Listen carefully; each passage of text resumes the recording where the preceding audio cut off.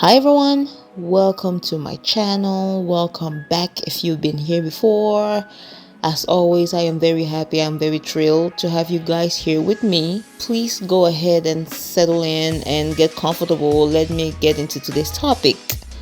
I wanted to give my 2 cents on the very first rap beef of 2024, and it is in between your queen of rap, Onika Tanya Mirage, Petty aka Nicki Minaj, and the Houston, Texas princess Megan Pete aka Megan Thee Stallion. So for those of you who are just as engaged with pop culture as I am, you know that the girls have been fighting. As far as I know, the beef started years ago, about 2020, when Meg and Nicki did a collab for Hot Girl Summer.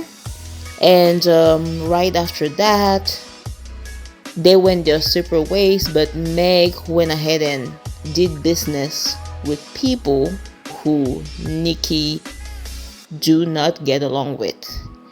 From what I know, that's when the beef really started, and there were jabs being thrown by Nicki towards Meg, but Meg never really responded. Fast forward to today, Miss Mirage, Petty, has been pretty much fighting with herself because Megan went ahead and dropped a diss track where she dragged a whole lot of people. Like, she dragged a whole lot of people, and she didn't really call anybody by name, but the one line that everybody's saying is addressing Miss Petty is that specific line stating that don't be mad at me, be mad at Megan's Law, which is, if you are on the S offender list, you have to alert the authorities so everybody is aware of your presence wherever it is you are. If you are familiar with Nicki Minaj's family, she married the S offender.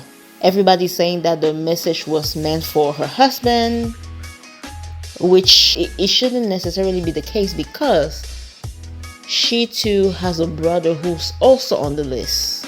Nicki's entire entourage is very questionable, but anyways, I just wanted to give like a little brief summary of everything that I remember from the incident.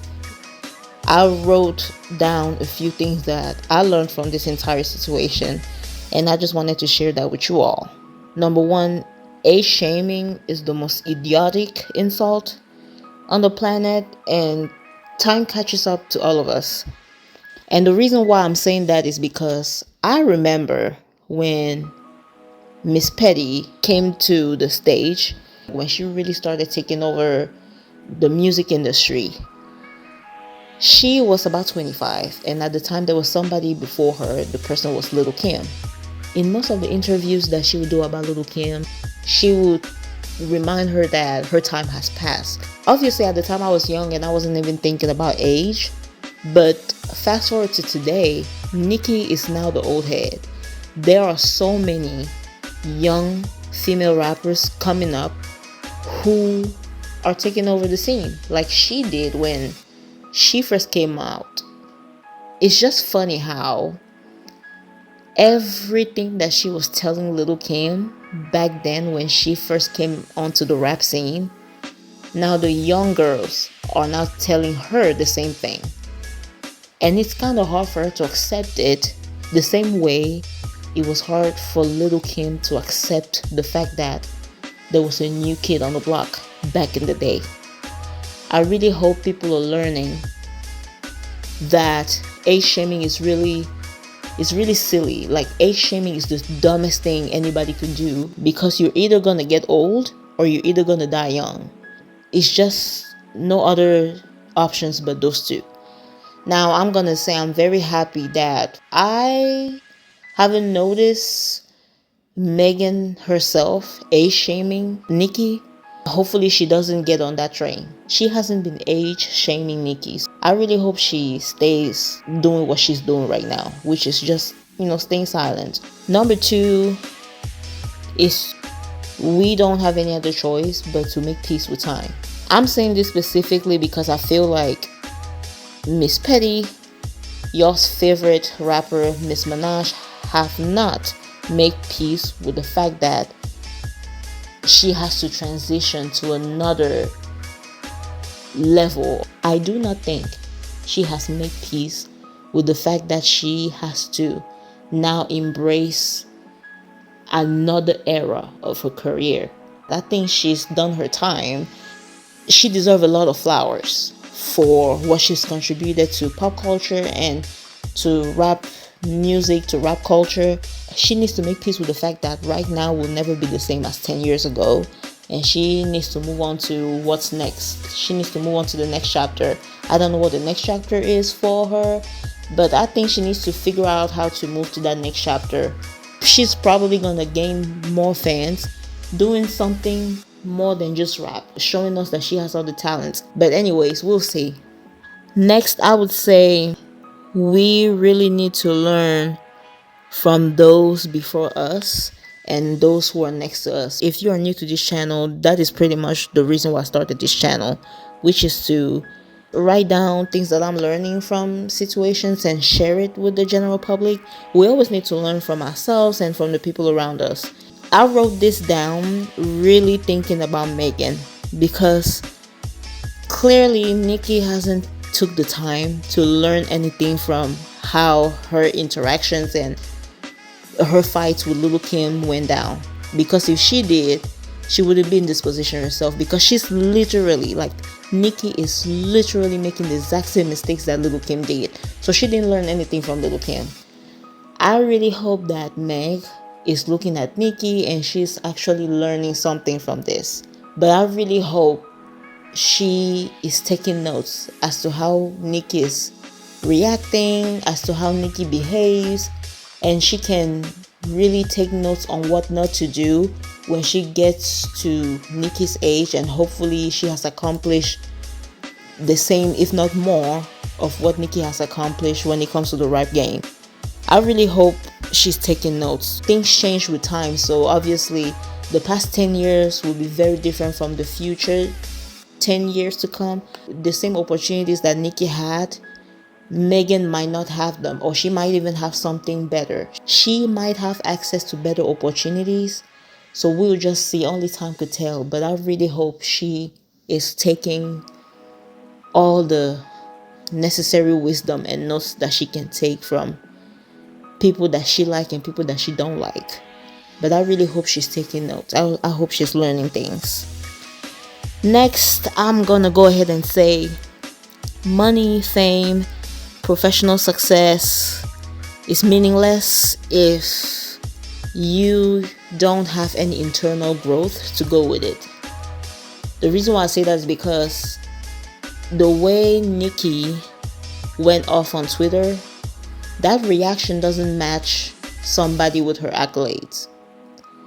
The way she responded to somebody like Megan, who's supposed to be way beneath her, like Megan is supposed to be like her goddaughter or like her daughter in the music industry. But the way she responded to her like they were classmates, you can tell that in her mind, like I said earlier, she's stuck in the past. The 25-year-old girl who just started rapping or who just started blowing up on social media. They are not on the same level. Nicki has way more on her resume. She has accomplished way more. She has been here way longer. She's way more business savvy compared to somebody like Megan. I can tell, and I'm pretty sure I'm not the only one who can tell, that in between her and Meg, she doesn't know how big she is. In her mind, she's still a newcomer. That's what it feels like anyways. It really doesn't matter how successful you become as a person. If you cannot grow internally, if your mindset, if your confidence, if your internal growth doesn't match that level of success that people see from the outside, you will look just as silly as Miss Minaj, arguing with people who are beneath you. Money, fame, career, none of those things matter if your confidence level, your mindset, your view of yourself, none of that matters if those internal things about you do not match the level of success that you are accomplishing or that you have accomplished. Next, I would say we need to keep our feelings out of business dealings. I believe that Miss Minaj has a tendency of working with people and somehow thinking that they owe her some kind of loyalty, which they don't, because it's a business. The music industry is a business and everybody is in it for themselves. And she would know that because, again, that's exactly the same relationship that she had with Little Kim. She came into the rap game acting like she was her friend. She was a fan. She was her admirer. When the opportunity presented itself, she pushed her to the side because I believe that Little Kim was supposed to be the one signed to Young Money Cash Money Records before Nicki got to the scene. And then when they got introduced to Nicki ended up getting the opportunity and they discarded Little Kim. So she would know what it's like to have to think about yourself when it comes to business. So I don't really understand why she thinks all these other new girlies owe her some kind of loyalty. And I think for some reason her feelings are way too involved when it comes to the music business. I am not saying that she doesn't have a right to her own feelings, because she absolutely does. But she has a tendency of being so mad and falling apart with anybody who doesn't stay loyal to her or just wants to go after new adventures with people that she don't like. And that's just the industry. I mean, even her herself, she said there ain't no friends in the games. You ain't learned that yet. So I don't know where this mindset comes from, but this is something that I learned from Nicki Minaj specifically. When it comes to things like the entertainment industry, music, and I'm sure acting as well, your feelings can not be too involved to the point where you let it affect the way you do business, because everybody is in it for themselves. Nobody is there to care about the other person's feelings. People will take away opportunity from you if that's the only chance that they ever have to blow up. People will just take from you. People will steal from you. I'm not saying it's right. I'm just saying that's how the business is, and I don't think it's ever gonna change. So I really feel like Miss Minaj needs to get her feelings out of all the business dealings that she's doing. Next, I would say there's always someone better than us at something. Nicki calls herself the queen of rap. You can tell that she really has embraced the fact that she's the best of the best and nobody's ever gonna throw her off her throne. Nicki herself, I'm pretty sure she has had ghostwriters. I'm pretty sure she writes some of her verses or some of her lines, but I'm pretty sure she has ghostwriters. So again, how can you be the queen of rap if you're not doing everything on your own? You always need producers. You always need dancers. You always need vocal coaches and things like that. I don't really know how somebody can feel like they're just the best overall. Like there's always somebody who's going to be better than you at something. Always. I'm pretty sure there's some writers out there, like there's some music writers who are way better than Nicki at rap. They just never had a chance to come out and show us their talent. So I really don't understand this whole I'm the queen of this, I'm the queen of that. Maybe you are, but sometimes you might be good at something, sometimes you might not. There might be things that you are good at and there are other things you are not so good at. It's okay. Some people are better than you in some aspects and you are better than others in other aspects. And that's just the way things are. Somebody's always better than us at something, and when we are introduced to that person, we shouldn't be insecure or offended. I mean, it's just very normal for things to be that way. Next, and this is the final thing that I've learned from this entire situation, And this is for the ladies. Y'all, the wrong man will lead to your downfall. This point can apply to both Nicki and Meg, because I didn't really notice your career going anywhere but up until they linked up with the wrong man. Because women are emotional beings, we let our relationship affect us in many different ways, affect our careers, affect the way we move, affect the way we raise our children, affect the way we resolve conflict. Maybe there were other things happening that I didn't know about, but these two women were doing great. They were doing fine until they linked up with the man that they linked up with. For Meg, it was Tori, and for Nicki, it was her husband, the ex-offender. And Nicki's entire entourage is very questionable.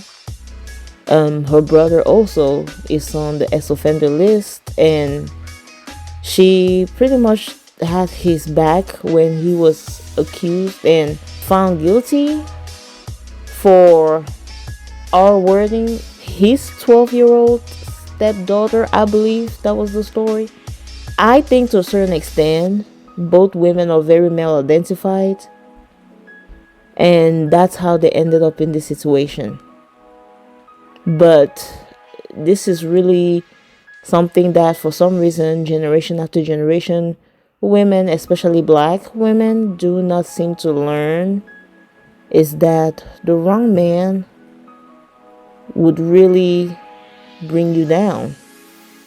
We have women like Mary J. Blige, Sherry Shepherd, Kiki Palmer, women who lost themselves and then took a huge hit career-wise and mostly financially because they linked up with the wrong man, or they offered themselves too much to a man. This concludes my little lesson, my little rant about this whole situation. I hope I made sense. Please go ahead and like and comment and share. Let me know what you think. Let me know how you feel. And I will catch you guys in the next video. Thank you very much. Thank you.